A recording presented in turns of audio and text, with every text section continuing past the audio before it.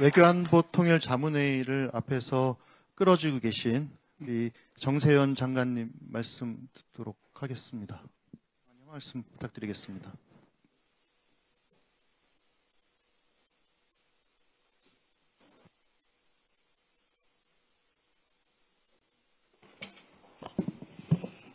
예, 거두절미하고 제가 말씀드리겠습니다. 오늘도 좀 박연주 차관이 상당히 이번 이재명 대통령의 유엔 외교에 대해서 자료로까지 준비해가지고 보고를 하실 걸로 알고 있습니다. 또 언론에도 뭐 좋게 보도가 됐습니다. 그런데 그 이면에서는 대통령이 앞으로 나갈 수 없도록 붙드는 세력이 지금 정부 내에 있습니다. 이른바 동맹파들이 너무 많아요. 대표적인 것이 8.15 경축사에서 9.19 군사분야 합의서의 선제적 단계적 복원을 약속했습니다. 그러면 그로부터 한 달이 넘는 9월 19일 날은 복원이 됐어야 될 거 아닙니까? 일방적으로라도. 신원식 장관이, 국방장관이 1조 사망의 효력 정지를 시키니까 그 다음날 바로 북한이 전면 파기를 선언했지만 그 9.19 군사 합의의 전면 파기를 유도했던 1조 사망의 효력을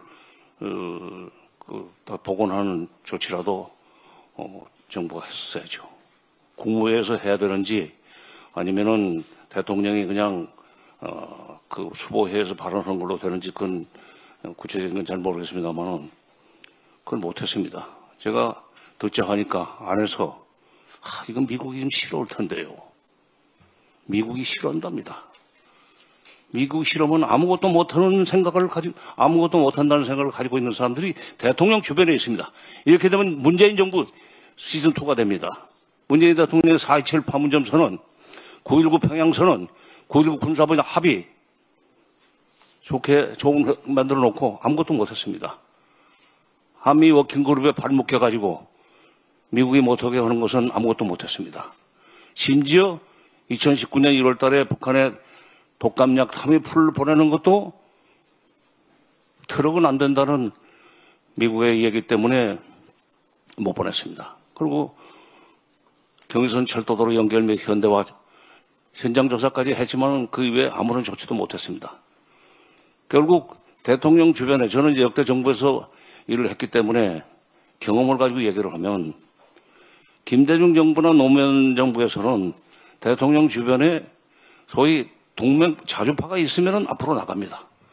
동맹파가 지근거리에 있으면 아무것도 못합니다. 지금 그렇게 돼가고 있습니다. 당대표께서 나셔야 될지 자문회의 의장께서 나셔야 될지 아니면은 이걸 국방위원회나 무슨 뭐 외교통일위원회에서 대정부 질문 형식으로 이걸 꾸짖어야 될지 그건 모르겠습니다. 이거 좀 고쳐주십시오. 또 하나, 대통령이 지금 SNS에 갑자기 작전 통제권 관수 문제와 관련해서 노무현 대통령이 했던 똥별 얘기를 꺼냈습니다. 지금 전시작전 통제권 관수를 하려고 하는 이재명 대통령의 행보와 관련해가지고 군부에서 지금 저항이 있다는 반증입니다. 문민 장관 보내가지고 군인들 장악하라고 그랬더니 그 끌려다니면 모릅니까? 9.19 군사분야 합의서 하나도 해제도 못하고. 이렇게 되면은 이재명 대통령 바보 돼요. 대통령이 요미우리 기자회견에서 이 북핵 문제를 풀기 위해서는 일단 동결로 시작을 하고 축소, 그 다음에 비핵화, 최종 목표는 비핵화로 해야 되지만 동결로 시작해야 된다는 얘기를 한 뒤에 24일 날 트럼프 대통령을 만나서 당신이 피스메이커가 되라. 나는 페이스메이커가 되겠다. 그럼 바로 페이스메이커가 되기 위해서는 동결 관련해서 결국 이 북핵 문제를 가지고 북미 회담이 열릴 수밖에 없으니까 동결과 관련해서 한미가 어떤 대책을 어떻게 그 동결을 시작할 것인가는 how to에 대해서 우리가 지혜를 내고 한국 정부가 지혜를 내서 미국을 끌고 가야 됩니다. 페이스메이커라는 게 뛰는 사람보다 선수보다도 약간 앞으로 가면서 이쪽으로 저쪽으로 이렇게 끌고 가는 게 페이스메이커 아닙니까? 트럼프를 이재명 대통령이 페이스메이커로서 끌고 가도록 하려면 동결에 관해서 얘기를 할 수 있도록 동결의 조건이라든가 방법론에 대해서 얘기할 수 있도록 지혜를 만들어줘야 되는데 참모들이 그건 안 하고 무슨 END라는 그 멋있는 글자를 그걸 만들어 가지고 exchange, normalization, denuclearization 해서 END라고 그러는데 진짜 이 END 정부에서는 지금 그 홍보를 많이 하던데 대통령 끝장낼 일이 있습니까? 비핵화 얘기를 거기 왜 넣어요? 말하자면 동결을 어떻게 시작할 것인가? 말하자면 입구 얘기를 해야 되는데 왜 출구에서 잡을 수 있는 그 결과들을 갖다서 얘기를 하면서 그것이 잘 됐다고 얘기를 합니까?